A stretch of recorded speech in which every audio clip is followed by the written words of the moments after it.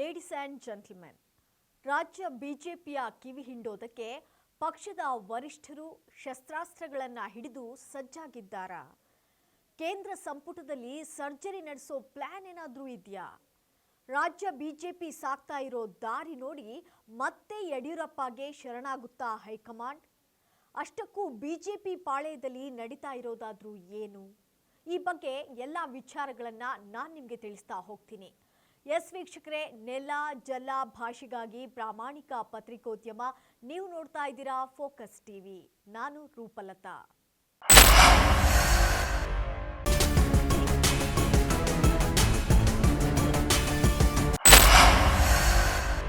ಬಿಜೆಪಿಯ ನೂತನ ರಾಷ್ಟ್ರೀಯ ಅಧ್ಯಕ್ಷ ನಿತಿನ್ ನಬೀನ್ ಮೊದಲ ಬಾರಿಗೆ ರಾಜ್ಯಕ್ಕೆ ಬರ್ತಿದ್ದಾರೆ.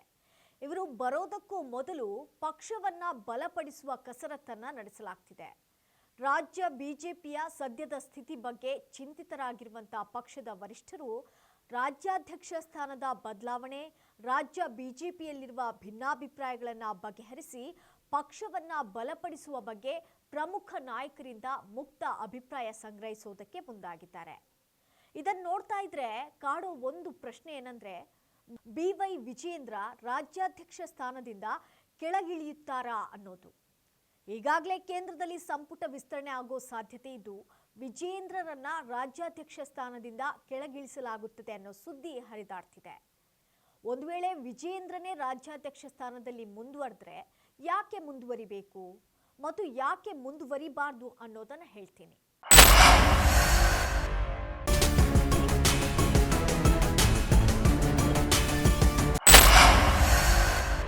ವಿಜಯೇಂದ್ರ ಯುವ ನಾಯಕರಾಗಿದ್ದು ಪಕ್ಷದ ಯುವ ಮೋರ್ಚಾ ಹಾಗೂ ಕಾರ್ಯಕರ್ತರನ್ನ ಉತ್ಸಾಹದಿಂದ ಮುನ್ನಡೆಸುವ ಸಾಮರ್ಥ್ಯ ಹೊಂದಿದ್ದಾರೆ.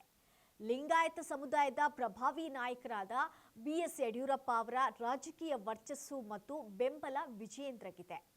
ಯಡಿಯೂರಪ್ಪ ಅವರ ನಂತರ ಆ ಸಮುದಾಯದ ಮತ ಬ್ಯಾಂಕ್ ಅನ್ನ ಪಕ್ಷದ ಕಡೆಗೆ ಸೆಳೆಯೋದು ವಿಜಯೇಂದ್ರಗೆ ಸಾಧ್ಯ ಅನ್ನೋ ವಾದವಿದೆ.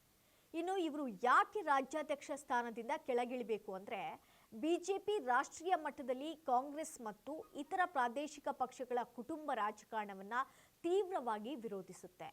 ಆದರೆ ಯಡಿಯೂರಪ್ಪ ಅವರ ಮಗನಿಗೆ ಅಧ್ಯಕ್ಷ ಸ್ಥಾನ ನೀಡಿರೋದು ಪಕ್ಷದ ಸೈದ್ಧಾಂತಿಕ ನಿಲುವಿಗೆ ಧಕ್ಕೆಯುಂಟು ಮಾಡುತ್ತೆ ಮತ್ತು ಇದು ಸ್ವಪಕ್ಷೀಯ ನಾಯಕರಲ್ಲೇ ಅಸಮಾಧಾನಕ್ಕೂ ಕಾರಣವಾಗಿದೆ.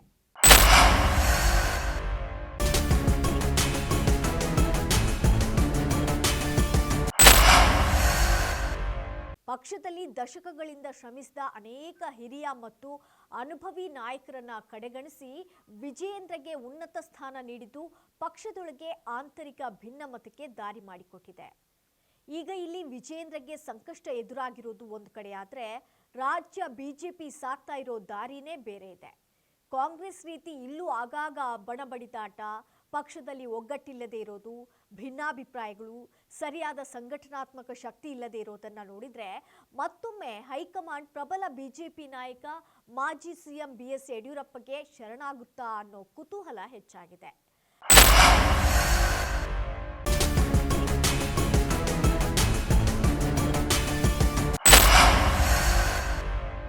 ಲಿಂಗಾಯತರು ಈಗಾಗಲೇ ಯಡಿಯೂರಪ್ಪನವರನ್ನ ತಮ್ಮ ಸರ್ವೋಚ್ಚ ನಾಯಕ ಅಂತ ಒಪ್ಪಿಕೊಂಡಾಗಿದೆ.